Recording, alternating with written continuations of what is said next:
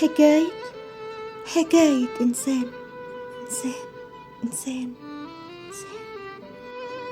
فكان يا مكان كان هناك فتى يدعى إنسان، كان يعيش مع والديه، فكان أبوه الأمان وكانت أمه الرحمة.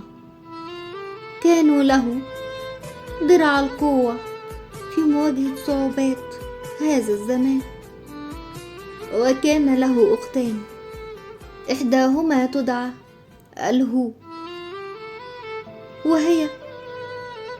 وهي لا تخضع لأي معايير أو تقاليد، والأخرى كانت الأنا الأعلى، وهي بمثابة الضمير النابع بالوعي. وهنا عند إنسان يكمن الانهيار، دائما ما يقف بينهما يحتار، لكل منهما مسار واختيار.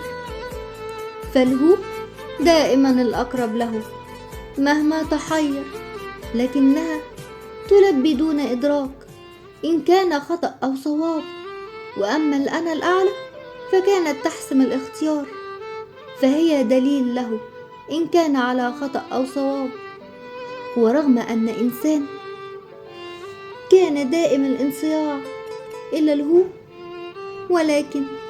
ولكن كان دائما يحتار، لذا كان يعيش مشتتا بين قرارات الأنا الأعلى واجتياح الهو دائمة الإقناع. انتظروني في الجزء القادم من حكاية إنسان، وللحكاية بقية.